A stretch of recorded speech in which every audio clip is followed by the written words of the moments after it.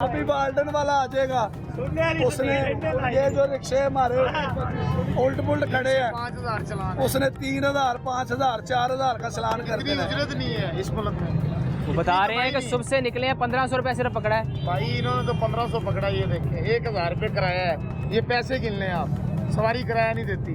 ये तो मेरा ख्याल 30 रुपए 600-700 रुपए होगा आपके पास। ज्यादा से ज्यादा 900 रुपए, हाँ जी। 1000 रुपए दिहाड़ी है हमारा रिक्शे हाल की? देखें। हाँ जी, हमारा हाल देखें। रिक्शा भी दिहाड़ी पे लेके भाई चलाते इस हैं। मुल्क में खुदा की कसम जीना सबसे बड़ा मुश्किल है।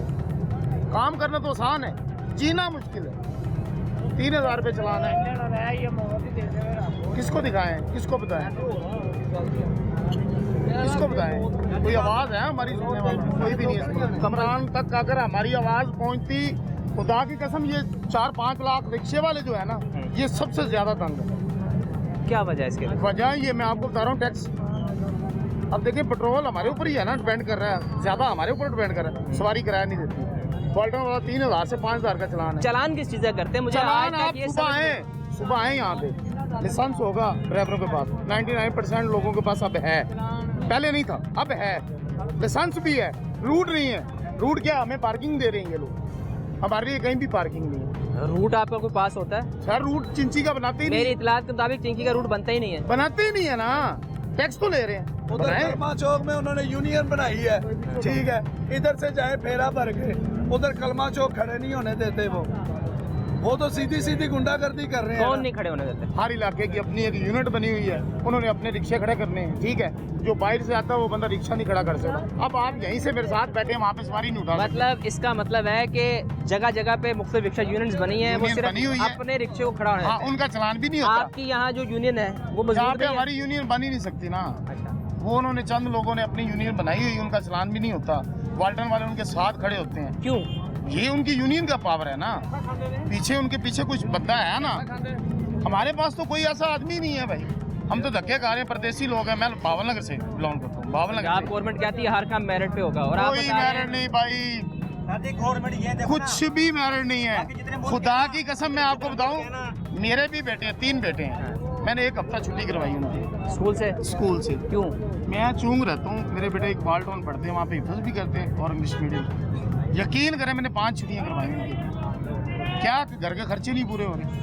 कहाँ से आने जाने का खर्चा नहीं था, आपने कहा कि 16,000 फीस तो रुपए दी का है। तेल लगता है खाली आने जाने का।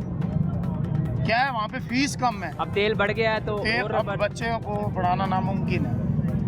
आप जिस दौर में पढ़ गए हैं या आपके मतलब जो वालिदैन ने मेहनत की है वो दौर अच्छा था।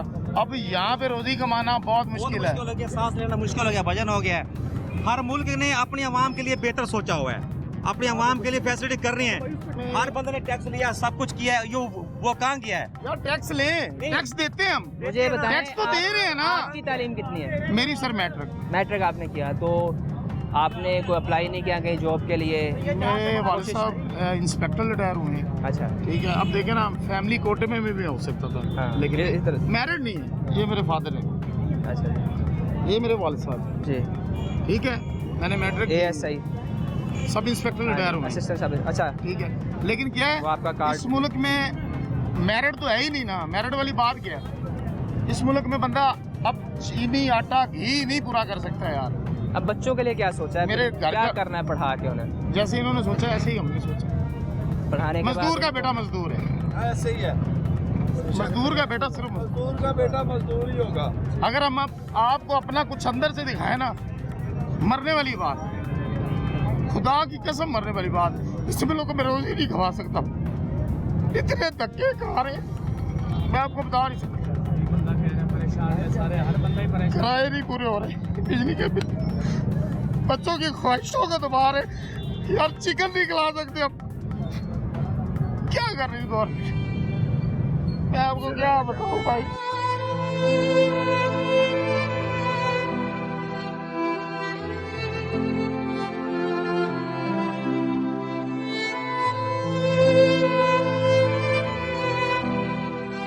खरबूजा है, खरबूजा नहीं खिला सकते।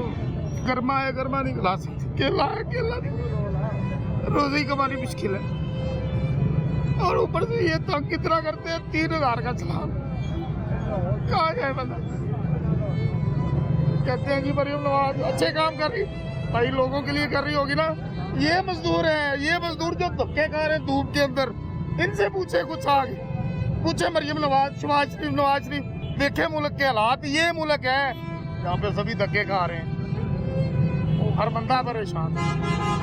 आप ना चेक करें, खुदा की कसम यहाँ पे 10 बंदों के चेक करें, किसी की जेब में 5,000 नहीं होगा, सभी रिक्शे वाले 5,000 रुपया नहीं होगा। क्यों नहीं होगा भाई? उनकी जरूरतें नहीं पूरी हो रही, 5,000 कहाँ से जोड़ेंगे? 5,000 कहाँ से लाएंगे? 5,000 रुपये एक रकम नहीं है इस दौर में। 5,000 रुपये किसी बंदे के पास नहीं होगा। अगर 100 में से आप 50 को रोकेंगे ना, उसके पास 5,000 रुपये नहीं होगा। 5,000 रुपया जोड़ना इतना मुश्किल हो चुका है। तो इस मुल्क में बच्चों की जिंदगी कैसे गुजारेंगे? इनकी परवरिश कर सकेंगे अच्छी? कल को ये हमें तो गालियाँ निकालेंगे ना। इनका क्या सरमाया बनाया हमने? कि बाप ने कुछ नहीं किया यार अब क्या करें, अब क्या बच्चे करें? तो यही कहेंगे ना हमारे। अब उनकी बात तो सुननी पड़ती है यार। हम अपने बच्चों को कभी संडे वाले दिन जू में नहीं ले जा सकते। उसकी भी उन्होंने फीस बहुत बढ़ा दी। हमारे बच्चों की हम इतनी सी ख्वाहिश भी पूरी नहीं कर सकते। संडे वाले दिन ये कहते हैं कि बेटा आप ना रेस्ट करें, नेक्स्ट संडे जाएंगे इंशाल्लाह, नेक्स्ट संडे, हर दफ़ा नेक्स्ट संडे, झूठ पे झूठ। बस बच्चों को ये दिलासा देते हैं, कर लेते हैं, कर लेते हैं, कर लेते हैं। अच्छा वो भी समझ जाएंगे, आस्ता आस्ता उनको भी हमारी जैसी आदत पड़ जाएगी। जब बड़े हो जाएंगे उन्हें समझ आ जाएगी कि इस हालात मुल्क ऐसे हैं। में कमाना बहुत मुश्किल है। आवाज़ भाई कहीं भी नहीं पहुंचती। यहाँ पे इतने चैनल्स वाले आते हैं, मैं अपनी वजह से रो रहा हूँ, ये अपनी वजह से रो रहा है, आप अपनी वजह से रोएंगे, हर बंदा परेशान। अब सुबह मैंने यहाँ पे देखा है, एक रिक्शे वाले का दूसरे रिक्शे का एक्सीडेंट हुआ है, 6,000 रुपये का चालान किया उस बंदे ने। एक्सीडेंट पे? अच्छा वो हुआ उनका बाई द वे, लेकिन उसने कहा रोड ब्लॉक कर दिया। 6,000 एक्सीडेंट पे? हाँ जी सर। नहीं, आम गाड़ी का अगर एक्सीडेंट हो जाता है तो उसका तो चालान नहीं होता। सर यही तो बात मैं कर रहा हूँ, वो रिक्शे वाला ना, इस माशरे में रिक्शे वाले की तो कोई इज्जत है ही। 6,000 रुपये का चालान किया, वो बंदा, उसका फ्रूट वहाँ पड़ा था, वो वहाँ पे बैठा रो रहा था। ये हमारे मुल्क के हालात। एक तरफ उसका नुकसान हो गया, एक्सीडेंट हो गया, ऊपर से 6,000 का चालान कर।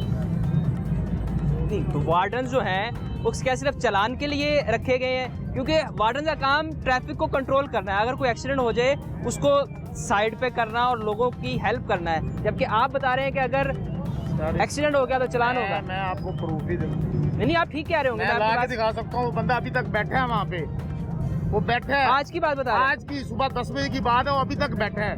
वो वाल्टन वाला भी यहीं फिर रहा है, उसके पास 6,000 रुपया नहीं है। अब वो रिक्शा लेके जाए, उसका फ्रूट वहाँ पे खराब हो रहा है।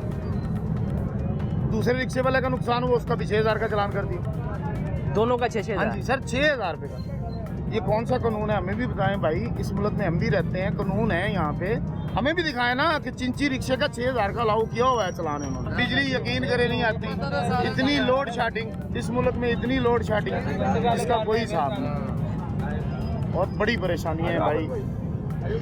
खुदारा ये कुछ ना कुछ गरीबों के लिए रहम करें, इनके ऊपर रहम करें, बस इतनी दुआ कर सकते हो, इतनी अर्जी कर सकते हैं इनके आगे। रहम किया जाए।